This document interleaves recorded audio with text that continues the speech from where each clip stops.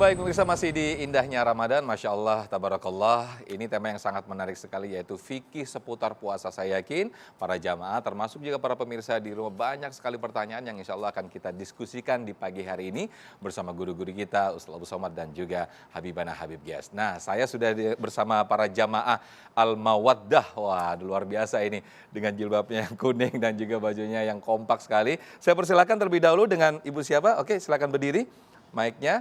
Kameranya menuju ke sana, diperkenalkan namanya dan juga disampaikan pertanyaan. Silakan. Bismillahirrahmanirrahim. Assalamualaikum warahmatullahi wabarakatuh. Waalaikumsalam warahmatullahi. Nama saya Subaidah dari Majelis Taklim Al-Mawaddah, Metlang, Cakung. Gini Ustadz, mau izin bertanya. Kadang-kadang kan kita sebagai ibu rumah tangga ya, kalau mau buka bersama itu apa masak gitu, kadang itu kita nyoba masakan tuh nyicip gitu di ujung lidah, terus dilepeh gitu, dibuang. Apakah itu membatalkan puasa apa enggak? Ya, baik. Itu aja Ustadz. Terima kasih. Assalamualaikum warahmatullahi wabarakatuh. Waalaikumsalam. Terima kasih. Saya ambil dulu mic-nya. Silakan UAS bisa dijawab. Ini nyicipnya yang seberapa dulu? Sesendok atau sebaskom ini? Ustaz Abu Somad, silakan Ustaz.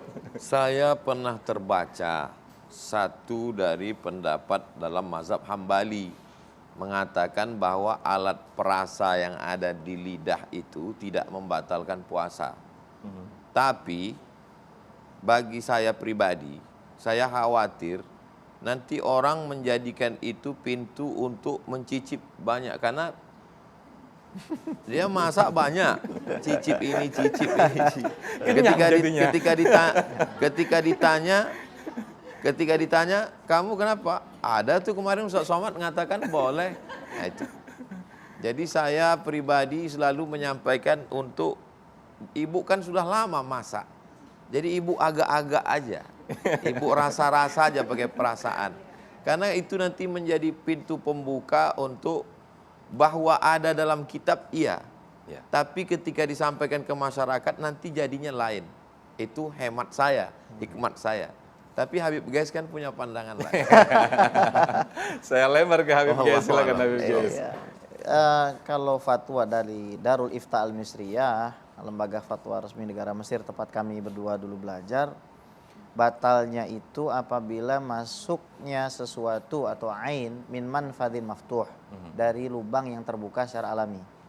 Mulut, lubang hidung, bahkan otak, itu kalau kita suntik, itu juga membatalkan otak bagian atas ya. Nah, terkait dengan hal ini, betul yang disampaikan Sayyidi Wahabibi Ustaz Abdul Somad tadi, beliau saddud dzari'ah, menutup pintu kemungkinan dari batalnya puasa seseorang. Kan kesihan Ustadz Sofyan, orang puasa dari subuh, ketika sudah jam 5, gara-gara dia mencicip dan tertelan tidak sengaja, batal. Meskipun itu tidak sengaja? Meskipun nggak sengaja, tapi ada upaya ke situ. Sama dengan kita istinsyak dan madmadah, kita kumur-kumur, habis kumur-kumur, klok. Al-mubalaghah fil istinsyak nggak boleh. Kenapa? Karena itu bisa membatalkan puasa. Terus kalau sudah batal apa boleh lanjut? Ya nggak boleh. Meskipun batal, jangan dilanjutkan. Wah, ini rasanya sudah tertelan nih. Kalau gitu langsung sajalah bismillahirrahmanirrahim. Nggak boleh seperti itu. Ya, jadi harus kita jaga betul-betul. Jangan sampai puasa kita menjadi batal. Iya. Termasuk kumur yang kita kumurnya masuk 3 keluar 1 nih. Iya. Jadi kenalan 2 nih. Iya, kumurnya pakai kuah rendang. Nah, ya, itu kenyang bahaya, ya. Tapi ini menarik Habib. Tadi berkaitan dengan apa yang disampaikan Ibu tadi, mempersiapkan buka puasa. Saya jadi ingat nih, sekarang kan biasanya kalau puasa nih ada namanya buka bersama. Nah, ini yang sering terjadi nih Habib dan juga UAS. Ketika kita buka bersama, maksudnya mungkin jalin silaturahim, kemudian kebersamaan begitu ya. Tapi yang sering terjadi ini justru sholat maghribnya ketabrak. Udah sibuk nih ya Bu ya, sibuk wah buka puasa, tapi justru ibadahnya malah terlupakan. UAS bagaimana jawabannya Ustaz? Silakan. Beramal dalam Islam itu dasarnya adalah iman dan ilmu. Jadi buka bersama itu bagus, nyambung silaturahim, mempererat ukhuwah, acara reunian, acara pertemuan, kangen-kangenan. Tapi melaksanakan sholat itu ada waktunya. Inna sholata kanat 'alal mu'minina kitaban mauquta. Malaikat Jibril turun setelah Isra Mi'raj memperlihatkan waktunya kapan, tata caranya, lengkap semua dalam bab-bab awal kitab Muwatta Imam Malik bin Anas. Sedemikian detailnya. Jadi kalau sampai la kafarata laha illa dzalik, salat yang sudah ditinggalkan itu tidak bisa ditebus dengan taubat nasuha, tidak bisa ditebus dengan sedekah. Yang bisa menebusnya itu ya salat itu sendiri. Sampai-sampai man taraka sholata muta'ammidan, siapa yang meninggalkan salat secara sengaja, faqad kafara jihara, maka kafirlah dia secara nyata. Terlepas dari apakah kafirnya itu maksudnya kafir jahid, keluar dari Islam, kharij anil millah, menjadi murtad, atau hanya sekedar fasik, ikhtilaf antara ulama, tapi sangat ketat tentang masalah sholat. Makanya kalau kita punya umur panjang, badan sehat, kalau nanti kita di Taman Raudhah bisa sholat di mihrabnya Rasul SAW, itu di tiang sebelah kiri bisa dilihat ada tulisan as-sholatu imaduddin, sholat adalah tiang agama. Pidato terakhir Rasulullah SAW itu, pidatonya Abu Bakar, Nabi ketika akan meninggal, kalimat terakhirnya as-salah, as-salah. Dan pidato awal Abu Bakar, Sayyidina Abu Bakar radhiyallahu an ketika menjadi khalifah, qumu ila salatikum yarhamkumullah. Salatlah kamu, maka Allah akan menurunkan rahmatnya untuk kamu. Jadi apalah gunanya puasa kalau sampai salat dia tinggalkan.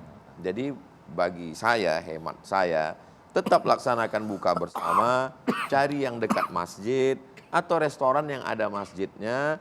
Lalu kemudian di masjid itu bagi dulu takjil. Takjil itu bukan makanan. Takjil itu ajala yu'ajilu, takjil menyegerakan. Jadi ketika berkumandang azan langsung makan 2-3 butir kurma, 2-3 teguk air, sholat, habis sholat baru makan. Ya makan banyak dulu nanti ada alasan. Ya, kenapa nggak sholat ini, wuduknya payah ini alasan. Tapi yang terjadi sekarang di Indonesia ini takjil itu justru ada gorengan, lontong, semuanya takjil. Jadi bukannya malah menyegerakan, jadi malah memperlambat karena harus banyak yang disantap ya.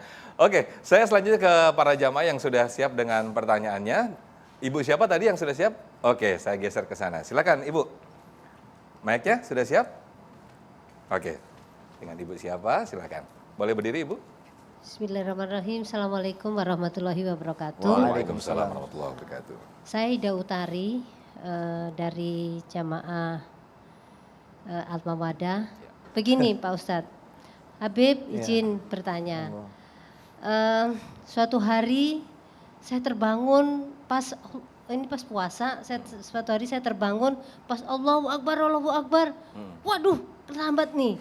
Akhirnya saya biasanya kalau tidur di sebelah saya itu ada minum. Langsung saya minum ini. Nah, better late than never, gitu pikiran saya Pak Ustadz. Bagaimana hukumnya? Terima kasih. Baik, pertanyaan sangat menarik sekali. Sebelum dijawab, Habib dan juga Uwas, kita sahur dulu. Kita beri kesempatan juga para jamaah yang di sini juga santap sahur. Silakan, Habib dan juga Uwas. Silakan. Jelang azan subuh, kita sudah fresh, gosok gigi, tidak makan, tidak minum. Memang ada sebagian ustadz yang menyampaikan. Kata dia kalau makanan sedang di mulut, terdengar suara azan, selesaikan aja. Saya orangnya penasaran, dari mana ustadz ini ngambil dalil?